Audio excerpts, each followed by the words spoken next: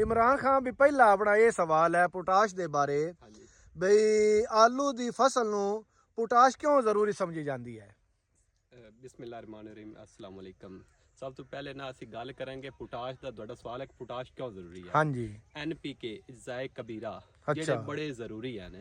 NPK ਚ ਕਿਹੜਾ ਹੁੰਦਾ ਹੈ ਕਿ ਫਾਸਫੋਰਸ ਹੁੰਦੀ ਹੈ ਜਿਹੜੀ ਅਸੀਂ ਜ਼ਮੀਨ ਦੀ ਤਿਆਰੀ ਚ ਦੇਨੇ ਆ ਫਸਲ ਨੂੰ। ਅੱਛਾ ਫਿਰ ਜਨਾਬੇ ਲਈ ਯੂਰੀਆ ਹੁੰਦੀ ਹੈ ਉਹ ਅਸੀਂ ਦੇਨੇ ਆ। ਔਰ ਤੀਸਰਾ ਜਿਹੜਾ ਹੈਗਾ ਨਾ ਜਾਏ ਸਗੀਰ ਕਬੀਰਾ ਉਹ ਪੋਟਾਸ਼ ਆ ਜਾਂਦੀ ਹੈ। ਅੱਛਾ ਪੋਟਾਸ਼ ਬਹੁਤ ਹੀ ਅਹਿਮੀਅਤ ਦੀ ਹਾਮਿਲ ਹੈ ਅੱਛਾ ਇਸ ਫਸਲ ਵਾਸਤੇ। ਔਰ ਇਹ ਅੱਜ ਅਸੀਂ ਜਨਾਬੇ ਲਈ ਜਿਹੜੀ ਨਾ ਦੀ ਪੋਟਾਸ਼ ਆਦੀ ਫਸਲ ਤੇ ਮੁਕੰਮਲ ਕਰਨ ਲੱਗੇ ਹਾਂ। ਅੱਛਾ ਵੈਰੀ ਗੁੱਡ।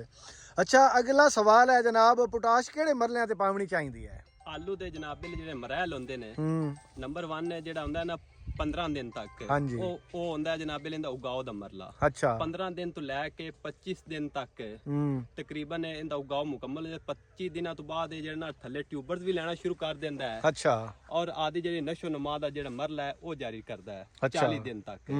40 ਦਿਨ ਤੱਕ ਇਹਨੇ ਜਿੰਨੇ ਟਿਊਬਰ ਲੈਣੇ ਹੁੰਦੇ ਨੇ ਆਦੀ ਇਹਨੇ ਜਨਾਬੇ ਲਈ ਛਤਰੀ ਬਣਾਵਣੀ ਕਨੋਪੀ ਮੁਕੰਮਲ ਕਰਨੀ ਹੁੰਦੀ ਹੈ ਉਹ ਆਦੀ ਜਨਾਬੇ ਲਈ ਕਰ ਲੈਂਦਾ ਹੈ। ਤੇ ਪੋਟਾਸ਼ ਜਿਹੜੀ ਹੈਗੀ ਨਾ ਉਹ ਅਸੀਂ ਜਿਹੜੀ ਪਹਿਲੀ ਇਹਨੂੰ ਦਿੰਨੇ ਆ ਨਾ ਅਸੀਂ ਸਪਲੀਮੈਂਟ ਦੀ ਸ਼ਕਲ ਵਿੱਚ ਦਿੰਨੇ ਆ। ਅੱਛਾ ਯਾਨੀ ਕਿ 8-8 ਕਿਲੋ। ਅੱਛਾ ਦੂਸਰੀ ਯੂਰੀਆ ਨਾਲ ਸ਼ੁਰੂ ਕਰਨੇ ਆ 8 ਕਿਲੋ ਯਾਨੀ 25 ਦਿਨਾਂ ਤੇ।